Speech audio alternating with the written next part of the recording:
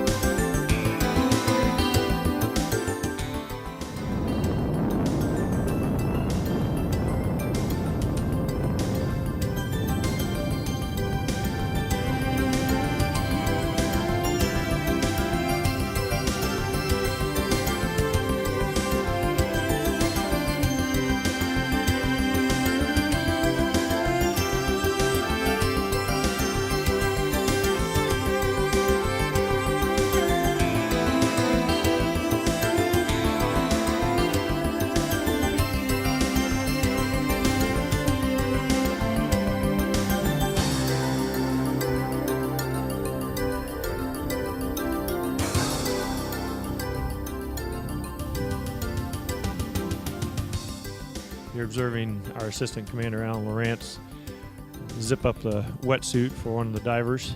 We'll have him explain to us what this does and how it works. What he's doing right now is he's venting the extra air that's in the suit. But what these dry suits do is, unless there's a leak or something, it's going to keep him totally dry. He wears sort of like a long underwear type undergarment for his insulation, and then naturally the rubber suit keeps him dry.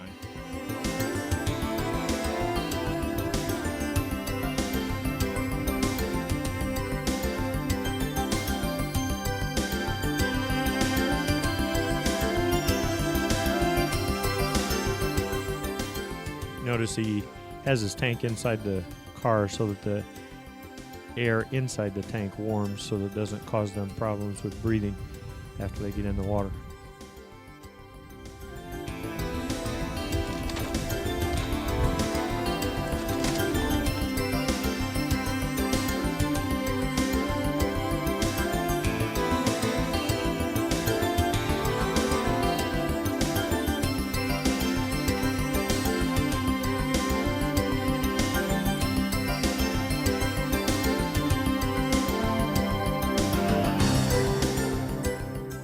You can see it takes a lot of work to get ready to go in, especially on an ice dive. When the water is so cold, you have several support people here to help get them ready to go in the water.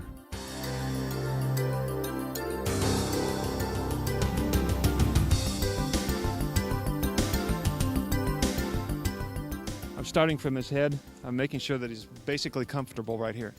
I'm also making sure that he's got his thermal hood on. I'm making sure that his fittings for his vest are snug but not real tight. I'm making sure that the fittings are not bound in any way so that he can readily get out of them. I'm checking underneath his life vest, his BC, make sure that he has his weight belt and that he has a running in on his weight belt so that he can get out of that in an emergency. I'm looking for his blue tubing, his safety tubing here, his safety line, if you will, making sure that his carabiner is working properly and that the lock is functioning.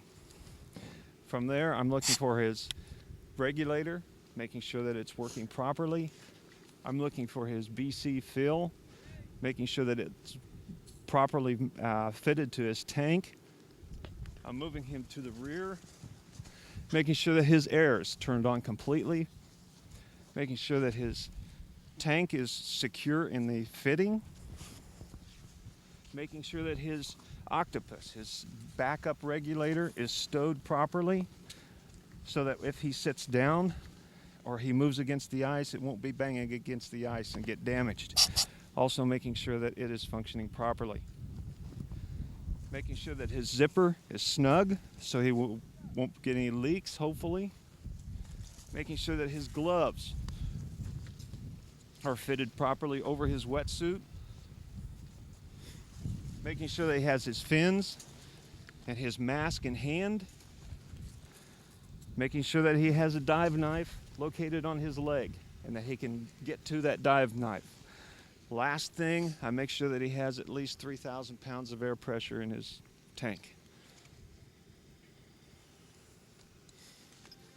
Trooper Malone, you look good. Go down to the water. This is Sergeant Chip Sunier. He's our commander of our USRT team for the Indiana State Police. Chip, first of all, what does USRT stand for? The initials USRT stand for Underwater Search and Rescue Team. And we're out here today for what purpose?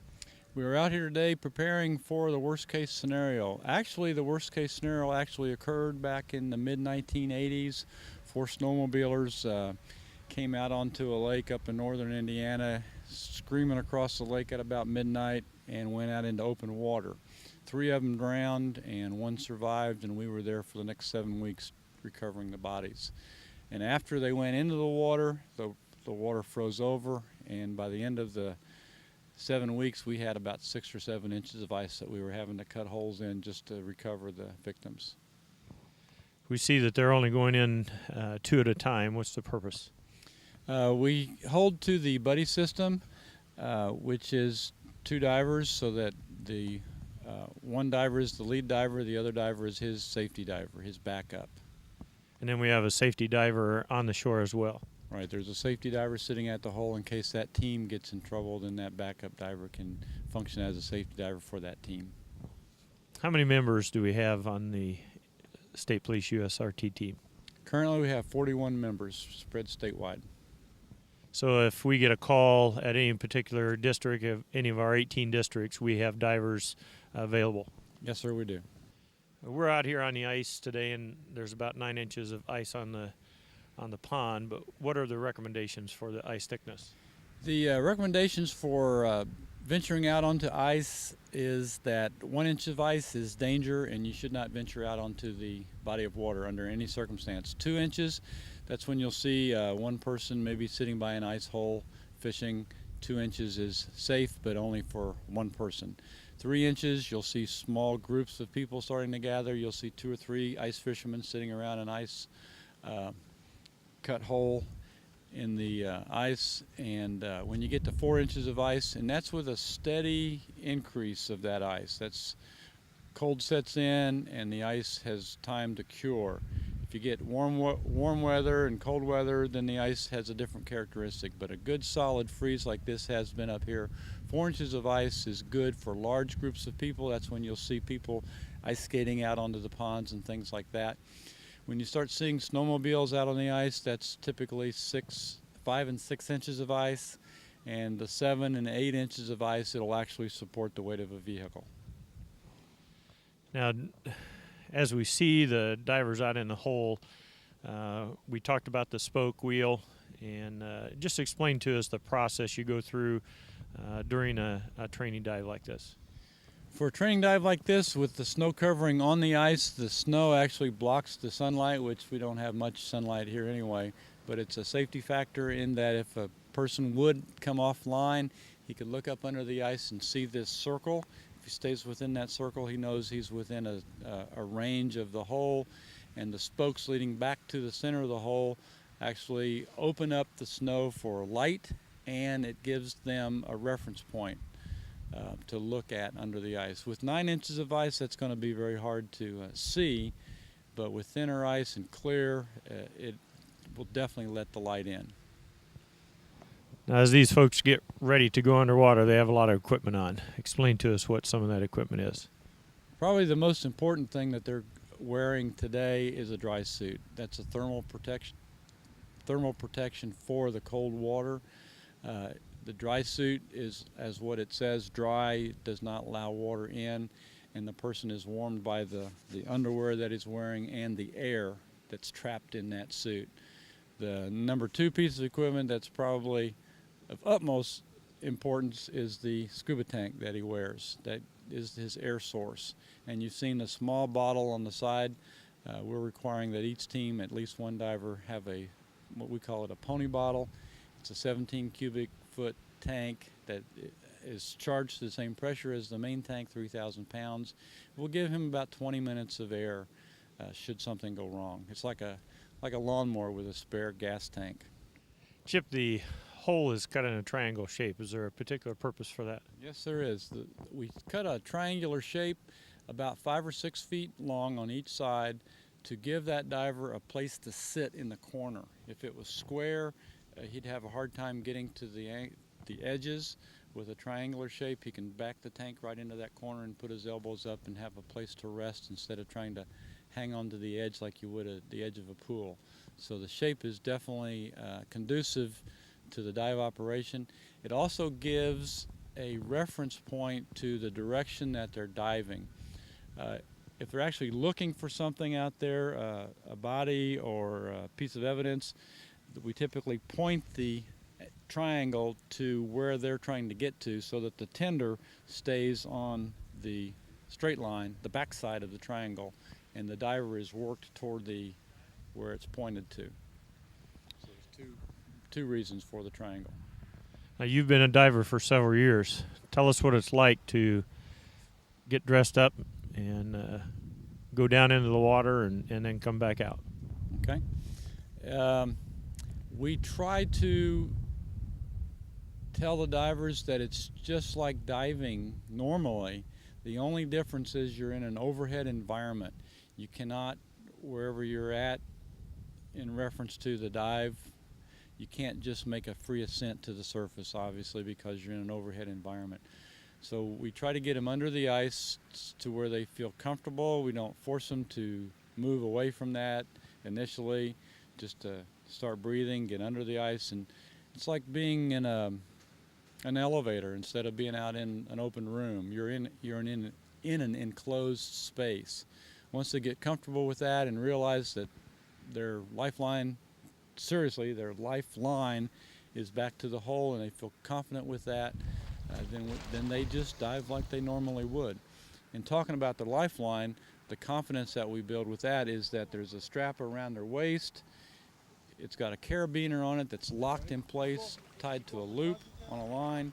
That line is then looped around their arm. That's their second point of contact, and then they hold it in their hand. So there's actually 3 points of contact for that safety line. And once they get confident with that, similar to rappelling off of the roof of a building, you get confident that that line's going to hold you, that line is your way out and that you're not going to lose it, then they just make a dive like normal. Now, how does the cold affect you? With a dry suit, you'd be quite amazed that the cold does not affect you.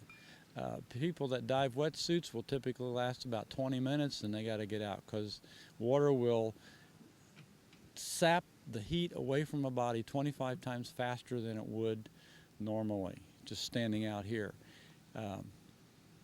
You get cold out here, but you've got a jacket on. It's cold in the water, but they put thermal protection on. So the cold is not a factor with a dry suit. It is a factor with a wetsuit. The temperature outside here is about 34 degrees. What's the temperature of the water? Temperature of the water is actually going to be warmer than what it is out here. And when the temperature gets very cold on the outside, the diver will actually be warmer than the surface tender. And that's why you see people on the surface wearing very thick clothing and heavy boots. And I don't know if they've got any insulation. We typically try to have some sort of wood or cardboard or something to insulate the people from the ice, because your tender will actually be colder than the diver is, because the diver's underwater and he's working. He's generating heat inside that thermal suit, and the water temperature is about 42, 43 degrees. You mentioned a tender. A tender is your support person, and what's his purpose? The tender is the person that's tending to the line that is his safety line.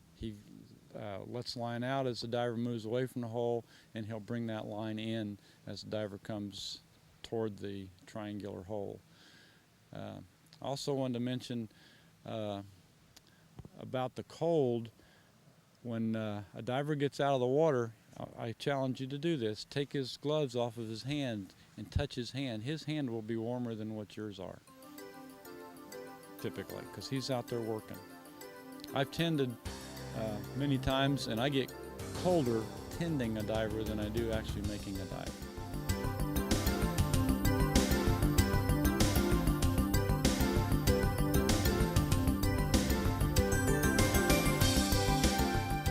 This is Alan Lawrence. He's our assistant team leader. Alan, explain to us what the purpose of the wheel and spokes around the hole. Okay, what the wheel and spokes is for is the center of the wheel is naturally the hole, and the diameter, the outside part of the wheel, is what it's for is in case the person would come off of a line, they should be able to look up to the surface, and we've dug out a little bit here, and there will be more light coming through the ice where the wheel is and where the spokes are. So if they can find the edge of the wheel, all they got to do is follow a spoke in to the center of the wheel, and that'll be the hole. So it's a safety thing. It's strictly for safety.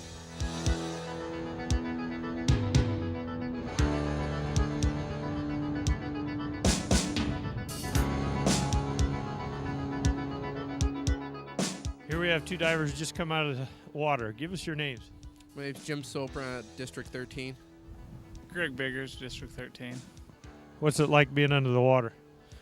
You know, with these dry suits on, it keeps you pretty warm.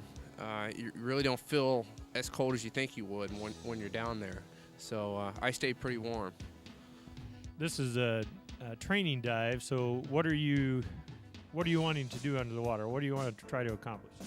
So I think some of the keys is anytime you're under ice, it's just the operations of getting into the water in the first place. The most difficult job here, in my opinion, the coldest job, is the line support, and the guys are standing up there getting wet out in the wind.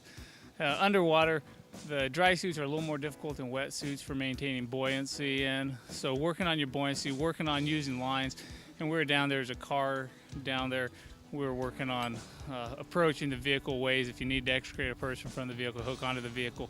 Although we didn't actually do that today, we're putting ourselves in the position that we could hook onto that or get into the vehicle if necessary, along with our ropes and all the extra gear that you have under ice. Now, you said there's a car down there. That car down there is down for training purposes, correct? Yes, it is. It's flipped over on its top, and there's two cars down there, and that's what we use them for. Simulations in case, like Trooper Biggers were saying, if we need to go down, there's someone possibly in the vehicle, we can simulate how we would retrieve someone outside of that vehicle and bring them to the surface. Great job. Here we have First Sergeant Ed Schroeder from the Peru District getting ready to make a dive. This is his primary regulator, his submersible pressure gauge. Dive Master Extraordinaire Chris Hager here from the gaming division is hooking up his power inflator to add so that the diver can add air to the suit, and that's the main insulating property of the suit is the air that's inside, that's trapped inside the suit. This jacket style thing that he's got on is called a buoyancy compensator. That's what he uses to add buoyancy, either positive or when he vents the buoyancy compensator with this valve way up here on the shoulder, this valve here. When he vents that, that'll let him become negative in the water, and the idea is to establish neutral buoyancy so that he's not on the bottom and he's not sitting underneath the ice. Let's see what else we got here. Back here in the back, you see held with a restraining strap is a secondary regulator. Ed, can you reach back there and touch that thing? That's where he gets air. If his partner needs air, his partner will take the primary from his mouth. Ed will reach back, grab his secondary regulator for himself, and then that terminates the dive because one diver is depleted of air. Obviously, the mask here on his head is for visibility, traps an airspace between the water and his eyes and gives him the ability to see. This is a carabiner. that's used for searching techniques. What they're doing now is they're attaching, this is his safety harness. It's attached to the safety line with a carabiner, and it is screwed down and locked so that there's no way that can come loose. It is attached to his arm and he's holding on to it. That is his 3 points of contact. Even if he would want to do something and let go of the line, the tender could still get his attention by giving him tugs, and his arm would then receive that. What else we have here? Obviously we have fins on the bottom for propulsion, flashlight in the pocket, a slate in the pocket, knife. Where's your knife? Has one knife here and one on the leg. Primary purpose of a knife is for cutting, for possible entanglement situations.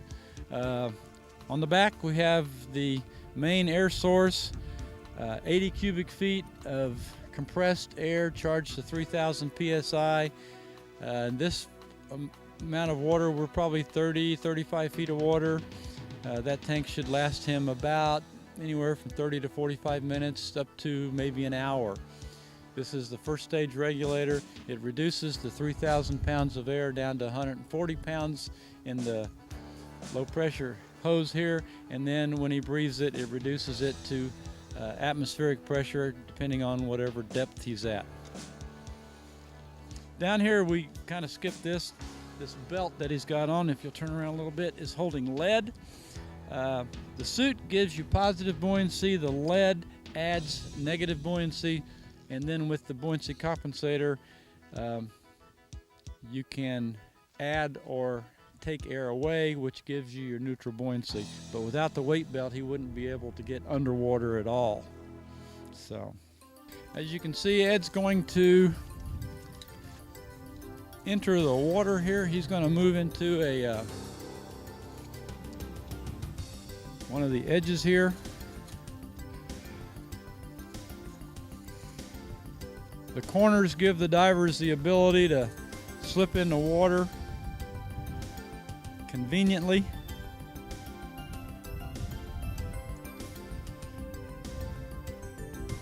One of the benefits of ice diving is salvage purposes. If a diver would have found an outboard motor or a snowmobile, this is like diving off the edge of a swimming pool. You cut your hole over the area that you think your item for retrieval is, locate it, tie a rope to it, and you pull it up and just pull it up onto the ice. It makes salvaging very easy. It'd be kind of hard to salvage a vehicle, but we have done that before. Cut a hole over the vehicle, swim a line to shore, cut an area to where the car actually comes up from the shore, and then just pull it out that way. Ed, can you back into the corner there? See how that makes it very convenient for a diver to sit in that corner.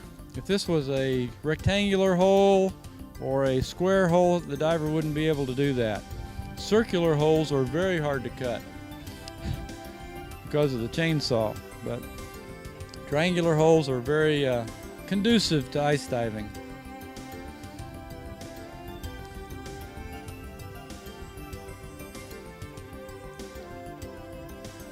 You notice as the divers go under, they'll be venting air. Neither diver was breathing on the regulator prior to going under the water. That's in an attempt to keep the regulator from freezing. The temperature on the surface here is about 25 degrees. If you breathe compressed air in a cold environment, there's a possibility of freezing the regulator. The water temperature is about 42 or 43. That regulator should not freeze once they're under the water. The tenders here are responsible for keeping the lines from entangling. It's also a diver's responsibility to pay attention to where those lines are, and each tender will be directly opposite of where the diver is. As the divers move either in a clockwise or a counterclockwise motion, the tenders will move around the hole.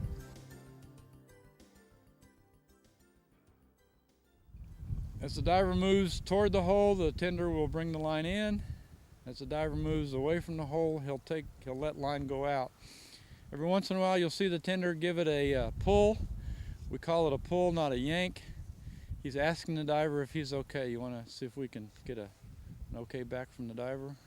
And there he gives the signal back saying he's okay. And you'll see that repeated throughout the dive.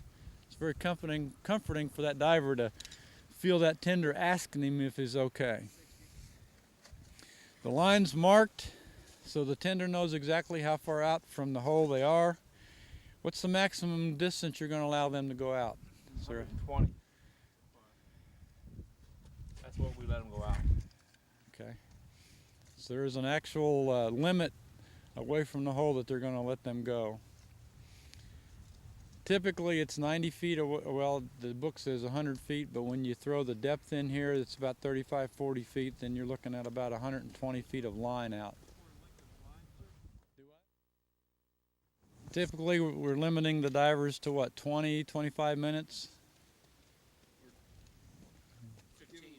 15. Sign at 15 and out at 20? Okay. See your safety diver sitting over there. He's ready to go. One of the signals for the deployment of the safety diver is a no response. He asked him if he was okay. He got an okay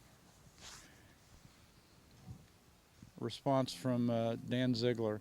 If he would ask him if he's okay and he would not receive a response, then the safety diver would be immediately deployed to see what the problem was. A signal from the diver to activate the safety diver that they need him is a signal of 3. I want to talk a little bit about the edge of the ice, because as the tenders stand here, dive team after dive team after dive team, you'll see this ice around the hole change. Right now it's a real sharp, straight edge. As the air from the divers come to the surface, and as they get close to this hole, that air, that warm air, will vent out of this hole, and that'll start deteriorating the edge. See how that did right there?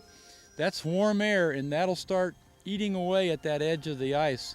And so it would behoove people standing around the hole to pay attention to what that edge looks like. Also, you'll see on this edge of the ice hole, there's water coming up on the edge here. That's because you've got extra weight standing here. This edge right here, there is no water coming up on top of the ice. So as you stand around the hole, and if you should see water coming up on top of the ledge there, it would behoove people standing around the hole to back away from that. But because we have 8 inches of ice right here, that's not a lot of water coming up there. But the reason you see that is because of the extra weight standing on that edge. We hope the information that we have shared with you today has been interesting for you. We do want to remind you that these divers are professional at what they do. It is not safe for people to be working around a hole without the support people that are there. So please, we caution you, be very careful when you're around water and ice. I want to thank you for the time.